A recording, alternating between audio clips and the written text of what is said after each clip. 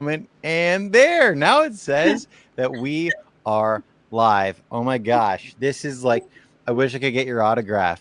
Oh This is God. Stephanie Cortese. Folks who are tuned into this, live or later, the significance of this conversation. Oh, there's like 1,000 directions we could take this, but we're going to Yes. do our best to keep it to 980 because the purpose of this roundup is that Steph, you have created something really incredible, a project, an initiative, something that it's about creating authentic connections and Yeah. conversations. And at the end of the day, it's also because you're involved, probably something that's just so darn nourishing for the heart and soul. So, Aw, welcome. Great to thank see you. you. Well, thank you. Hi. Nice to see you. It's been a while.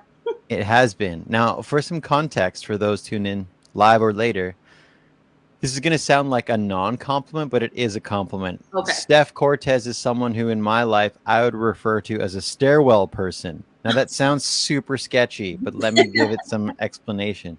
So when I was in university, I lived in residence every year, and in the residence there's stairwells. It was a 3-floor building, and you'd go up the stairwell and then you'd go down the hall to your room.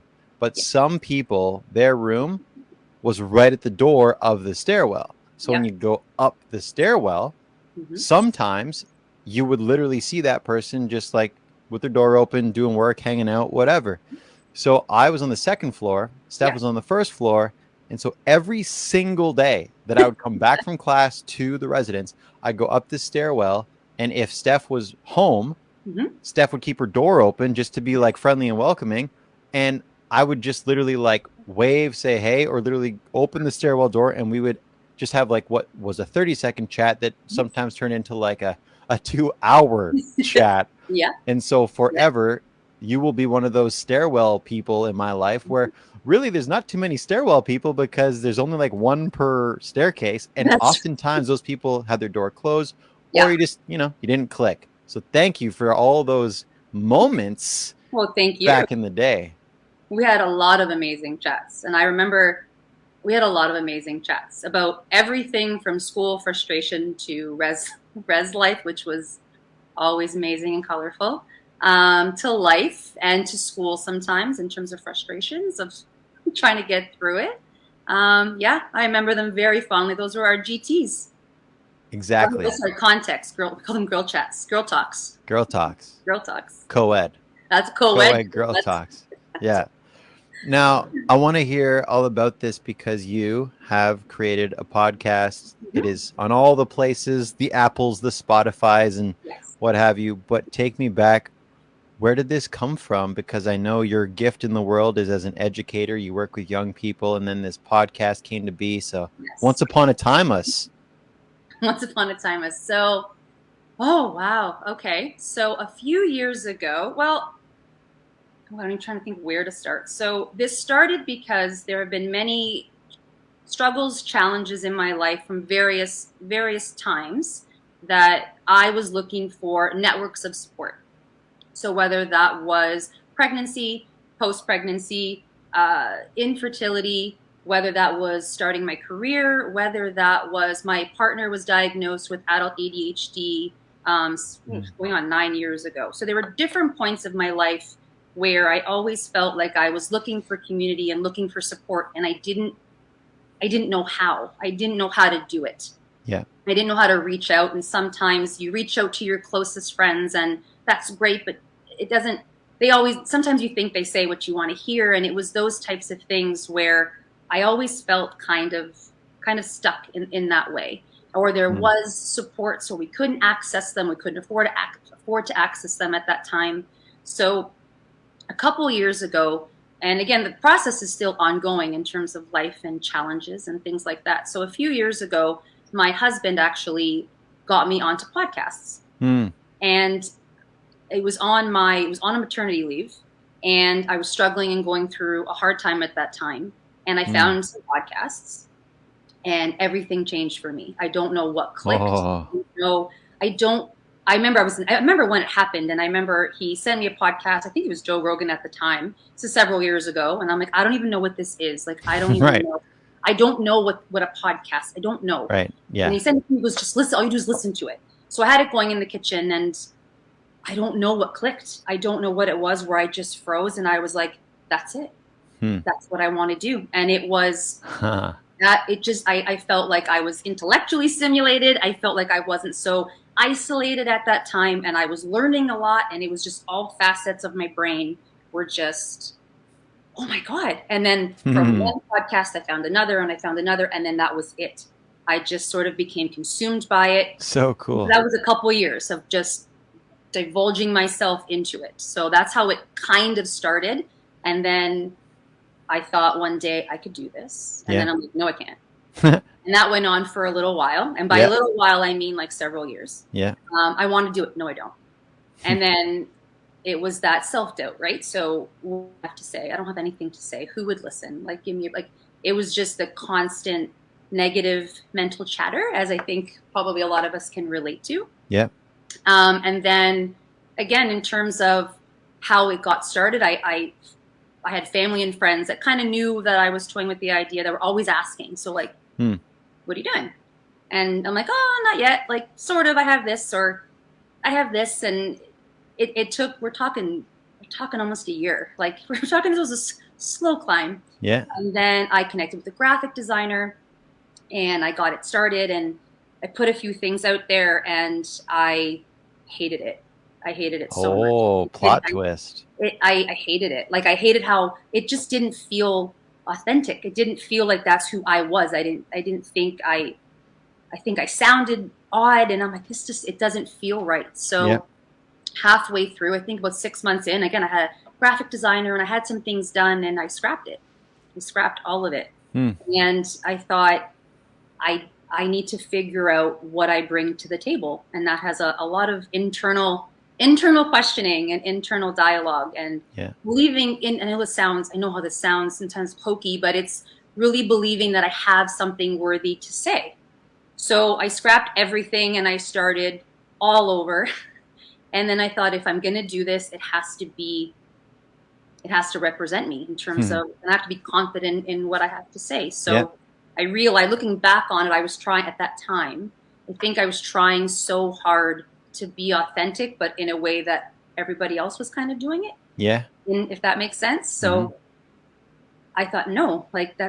So everyone was asking, Kay, like, what's your target? Like, what's your target audience? Like, what's your podcast going to be about? You should be specific. And I was watching YouTube videos, like how to start a podcast. I was doing all the things. I'm like, hey, how do I do this? And I was researching, and I said, no, like, it just doesn't feel right. And I don't want to do it. So I just kind of did a lot of journaling, a lot of notes to myself, and a lot of, okay, this is what I have to say, and it has to look my way. And then this kind of birthed itself from there, in terms of, it was a new logo, new name. Yeah. And even the structure is a bit different, I think, than most. So yeah, that's how it all kind of started about a year and a bit ago, is when the second journey started, if you will. It took time. And so tell me about the title, because I love the title. I want you to share about what it means, where it came from, because it's super intriguing. So that's for companies. So I'm trying to figure out what I had to say. It was kind of, what do I want this to be? Like, what do I want this to be when people press play? So when I was younger, my mom and my siblings and I would go grocery shopping. Yeah. And I remember, we are a sweet tooth family, if you will. So dessert is non-negotiable in terms of every night at dinner. But when we would go grocery shopping, I remember in the cart, there was always a section of desserts and sweets that we were not allowed to touch. Oh. And I remember, like, it was always a thing, like, don't touch that. That's for company. Don't touch it. So then, and then throughout that whole week, if we ever, in the pantry or in the cupboard, it was always reserved off to the side. Don't touch that. It's for company. God. And then Friday, Saturday would happen, and I would ask, well, who's coming? Like, who's coming over? And we never really knew, or my parents never really knew, but somebody was. And it was, whether it was a neighbor, whether it was a family member, a cousin, a colleague, it didn't matter. But lo and behold, Friday, we all got home, work, school, there'd be a phone call, and someone was coming over for coffee, dessert, whatever, Friday or Saturday. Yeah. And I remember it was some of the best memories of my parents. and they would have company over, and it didn't matter if the house was that tidy. It didn't matter if the pastries was homemade, organic, gluten, whatever. It didn't matter. It was the pastries were coming out, coffee was on, and it was just one of the times where my parents looked the most relaxed and enjoyed just the company that was there. And they would talk about everything, work, school, it didn't matter, kids. And the kids were never separate from that. They were always always intermingled within the background, but it was the parents or it was the adults talking. And it was some of the best memories that I have of my parents in terms of that social connection. So when I was revamping the whole podcast, I said, that's the name I want. And that's the feeling I want.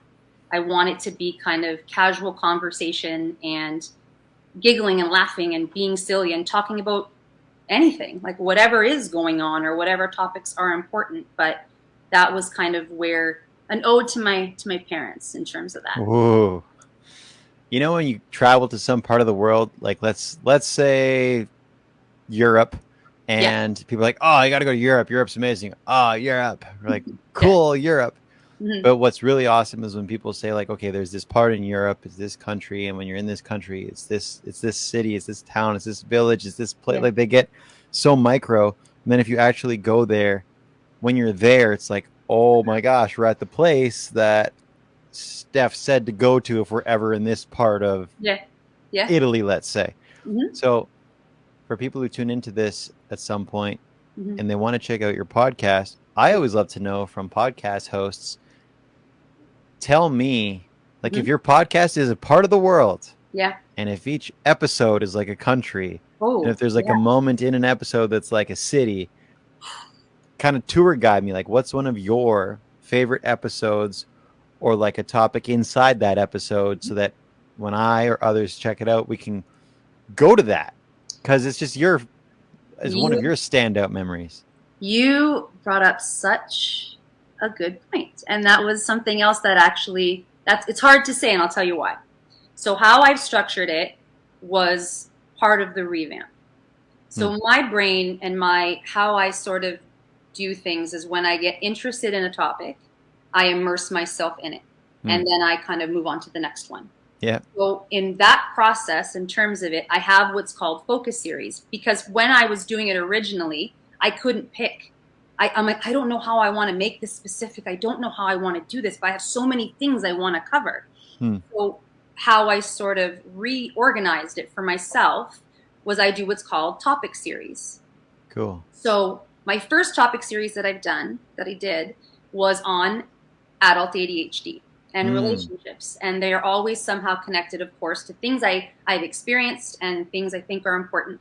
So as part of my husband and myself and the challenges and things that we've gone through and still I continue to go through, that was my first topic series. So I've connected with an ADHD life coach, and one episode was with counselors and psychologists that are specific to ADHD. So cool. The idea is that I immerse myself for, I think, however many episodes, I let the universe kind of figure that out for me. So one series of maybe 7, and the next one I'm currently working on, it's on female sexuality, health, and relationships, and the idea of friendships and why it's so important that females, in terms of the connection, how we have them, why we have them, why it's so intrinsic for us, is just one example.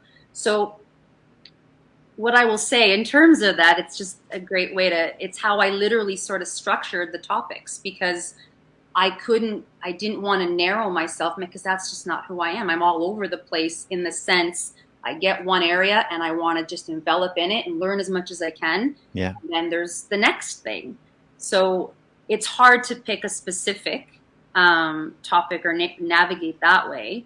I will also say the people that doing this process is so addictive. And I say that because I'm connecting with people that I've never met before.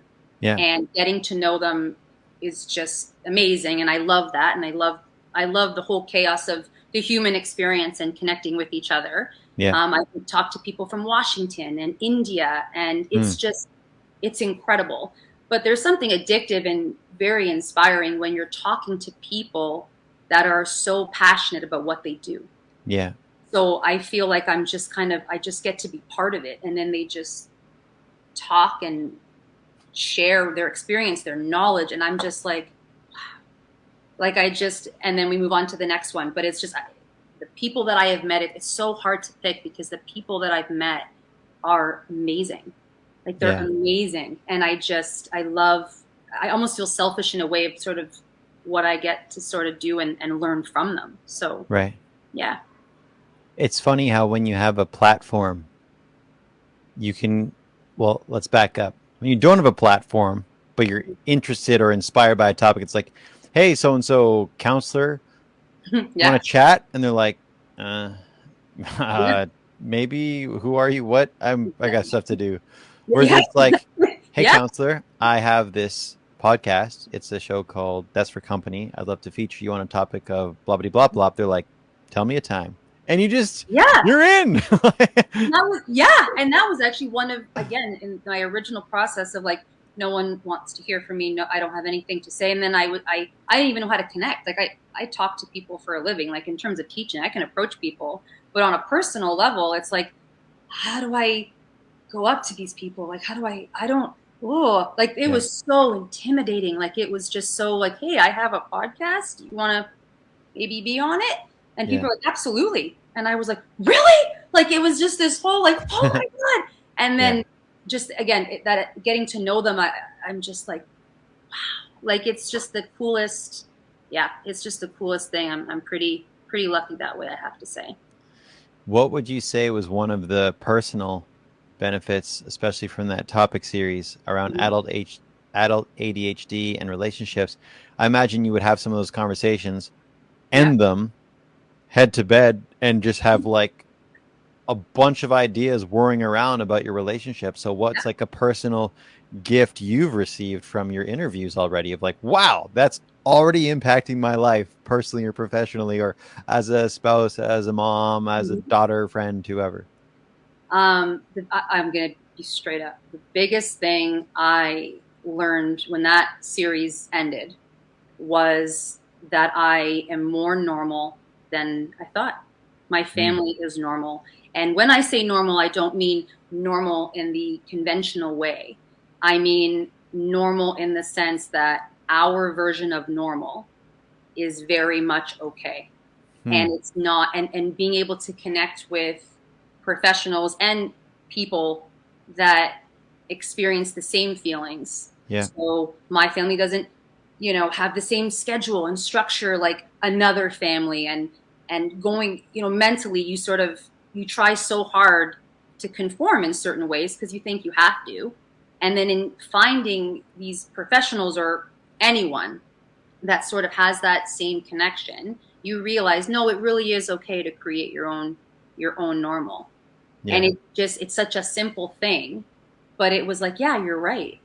And then there were very specific strategies in terms of, okay, so my non-ADHD brain, like I'm really good with lists. I'm really good with them.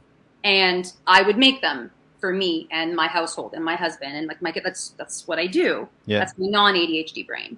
And then I would get frustrated where it's like, no, I am trying to be helpful. Like, look, like I'm being organized. Like we just follow the list. And it's like, well, then realizing, well, no, wait a second. Why are you as a non-ADHD person creating something without the ADHD person with you? And that was a big one for me where I was like, I don't know. Like I never thought of it. I'll add it to the list. I'm just the more organized one, so I do it. And like, yeah, but you don't have the ADHD. So you're creating something that works for you based on your ability to think and navigate. But wouldn't it make more sense that you actually start right from scratch and create it together? And that, as simple as that is, it never occurred to me. Because I'm like, that's just, I guess. And then maybe figure that out like together, because that doesn't, and it just, like, it was the most simple thing, but that was something that I'm like, we should probably figure out what actually works for you and me. And then they're like, and probably feelings of like less frustration for each other is just one thing that will feel much better for both of us. So that was, one example. What an amazing creation, especially because I'd say 99% of people, based on research I'm doing right now in my head and making up on the spot, would get an idea like this, like, oh, a podcast or a series or a conversation topic, and they would just get super stuck at the idea phase, or maybe they proceed, then they get stuck at the I don't know phase. This is maybe kind of weird phase, or people might just be like, what are you doing this for phase?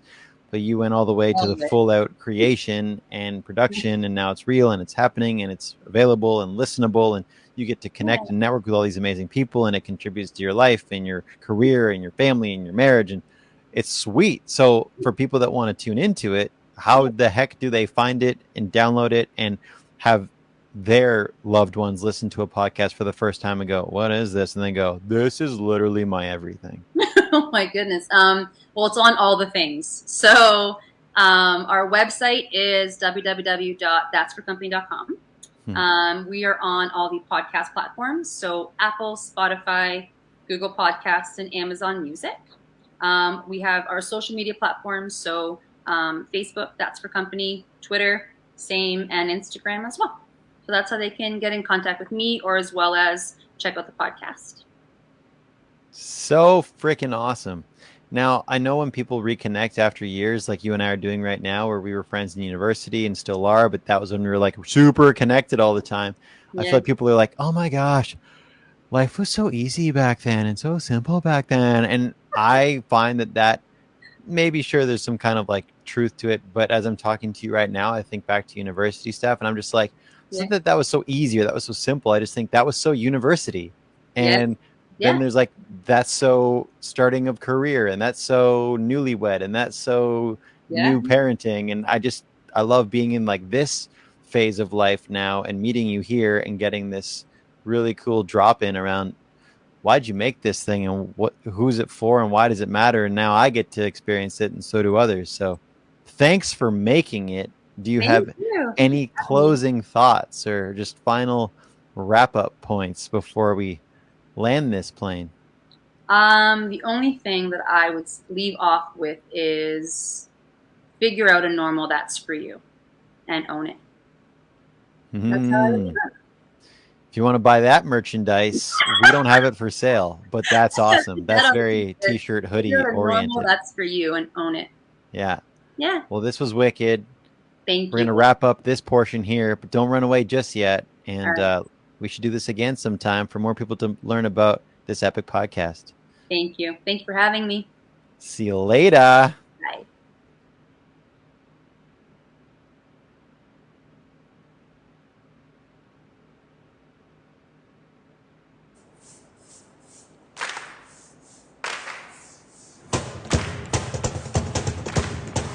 Blake was like really energetic, and it just gave you the drive to do what you want to do and have tons of fun doing it. I think he really understands the students. He really understands what we're going through. 1, 2, 3,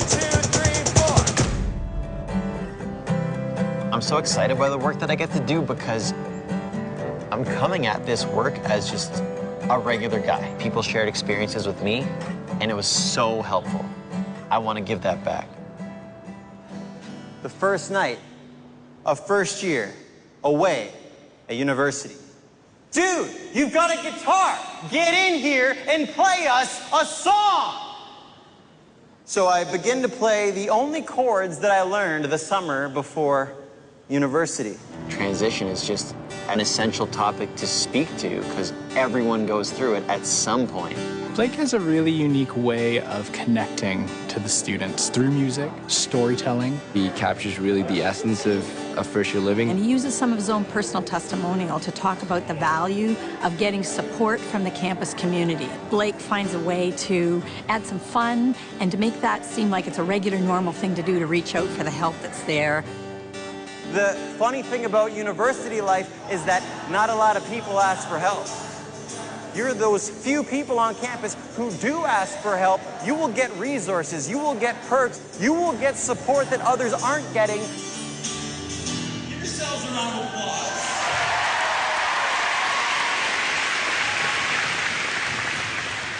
And it's when parents skip that whole idea of helping their students help themselves, and the parents just jump right in and try and take the situation into their own hands.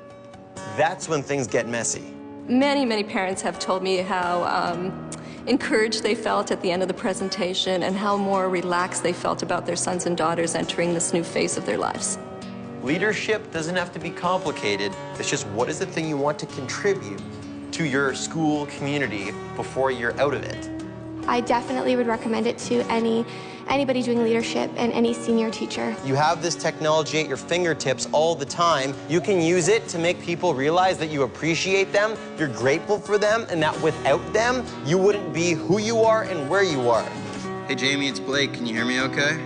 So on the count of 3, you're going to hear anywhere between 2 and 2,000 people cheer the following words.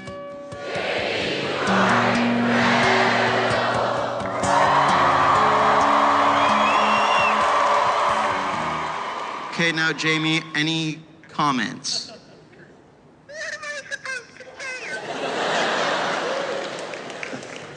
So I say this stuff so I drop my guard, and then I watch it drop for everyone else.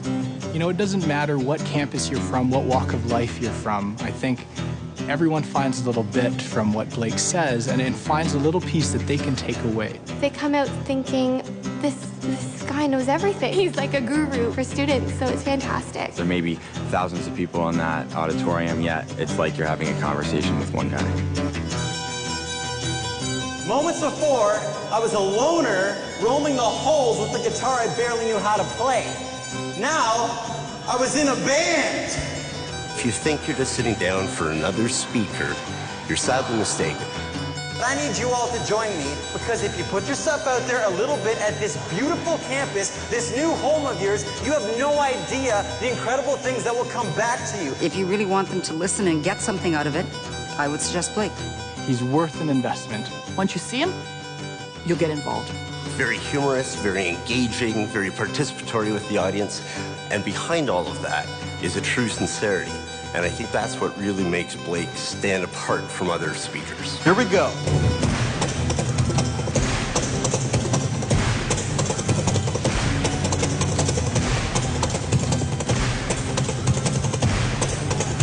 One, two, three, four. Good luck in this incredible place that is now home.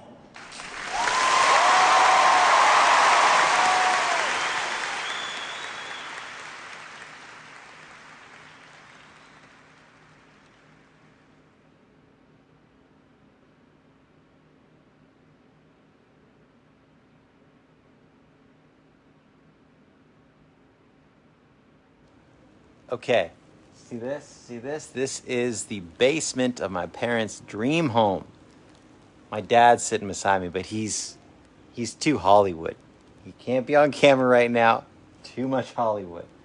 So this is the fireplace in the basement. It goes up to a beautiful epic fireplace on the main floor. And this basement is huge. It's going to be a place for grandkids to run, like little Koa and his cousins and stuff. And my dad's been building houses since basically he was in diapers. Well, more like when he was late teens and 20s and stuff. But building this is like, he can do it like the back of his hand. So I'm giving you the tour of the basement. It all looks just like a bunch of wood right now, but this place is going to be phenomenal. I would give you a tour of the upstairs and around the house, but I don't feel like it. I want to stay down here for a few more minutes. So moral of this story is the fact that I look around and I think, how's this all going to get done? I don't even know how to do it. Whereas my dad looks around and he's like, I know how to get it done. It's a lot of work, but he knows how to get it done. So it's impressive to me. This all began as like a napkin vision, and here we are in the house right now. So that is it from me to you. Have an awesome one. And this is how I wrap them up. Dad's not in the video. He's camera shy. He's tired because, you know, he's been building a house for 6 decades. So to those tuning in live, what's up? To those tuning in later, what's up? My name is Blake Fly, and I'll be making these videos once a day, every day till the final day. And until that day, have a nice day.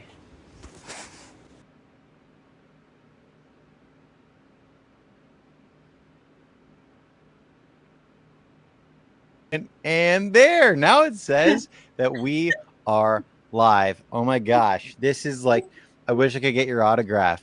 This is Stephanie Cortese. Folks who are tuned into this, live or later, the significance of this conversation there's like 1,000 directions we could take this, but we're Yes. going to do our best to keep it to 980 because the purpose of this roundup is that, Steph, you have created something really incredible, a project, an initiative, something that it's about creating authentic connections and conversations. And at the end of the day, it's also because you're involved, probably something that's just so darn nourishing for the heart and soul. So Aw. welcome. Great Thank to see you. Well, thank you. Hi. Nice to see you. It's been a while. It has been. Now, for some context for those tuned in live or later, this is going to sound like a non-compliment, but it is a compliment. Okay. Steph Cortese is someone who in my life I would refer to as a stairwell person. Now that sounds super sketchy, but let me give it some explanation. So when I was in university, I lived in residence every year. And in the residence, there's stairwells. It was a 3-floor building. And you'd go up the stairwell and then you'd go down the hall to your room. But some people, their room was right at the door of the stairwell. So when you go up the stairwell, sometimes you would literally see that person just like with their door open, doing work, hanging out, whatever. So I was on the 2nd floor, Steph was on the 1st floor. And so every single day that I would come back from class to the residence, I'd go up the stairwell. And if Steph was home, Steph would keep her door open just to be like friendly and welcoming. And I would just literally like wave, say hey, or literally open the stairwell door. And we would just have like what was a 30-second chat that sometimes turned into like a 2-hour chat. Yeah. And so forever, you will be one of those stairwell people in my life where really there's not too many stairwell people because there's only like one per staircase. And oftentimes those people had their door closed or you just, you didn't click. So thank you for all those moments. Well, thank you. Back in the day. We had a lot of amazing chats. And I remember we had a lot of amazing chats about everything from school frustration to res life, which was always amazing and colorful, to life and to school sometimes in terms of frustrations of trying to get through it. I remember them very fondly. Those were our GTs. Exactly. Sorry, context. We call them girl chats. Girl talks. Girl talks. Girl talks. Co-ed. That's co-ed. Co-ed girl talks. Yeah. Now, I want to hear all about this because you have created a podcast. It is on all the places, the Apples, the Spotifys, and what have you. But take me back. Where did this come from? Because I know your gift in the world is as an educator. You work with young people, and then this podcast came to be. So once upon a time, Once upon a time. So, oh, wow. Okay. So a few years ago, I'm trying to think where to start. So this started because there have been many struggles, challenges in my life from various times that I was looking for networks of support. So whether that was pregnancy, post-pregnancy, infertility, whether that was starting my career, whether that was my partner was diagnosed with adult ADHD going on 9 years ago. So there were different points of my life where I always felt like I was looking for community and looking for support, and I didn't know how. I didn't know how to do it. Yeah. I didn't know how to reach out, and sometimes you reach out to your closest friends, and that's great, but it doesn't. Sometimes you think they say what you want to hear, and it was those types of things where I always felt kind of stuck in that way. Or there was support, so we couldn't access them. We couldn't afford to access them at that time. So a couple years ago, and again, the process is still ongoing in terms of life and challenges and things like that. So a few years ago, my husband actually got me onto podcasts. And it was on a maternity leave, and I was struggling and going through a hard time at that time. And I found some podcasts, and everything changed for me. I don't know what clicked. I remember when it happened, and and there now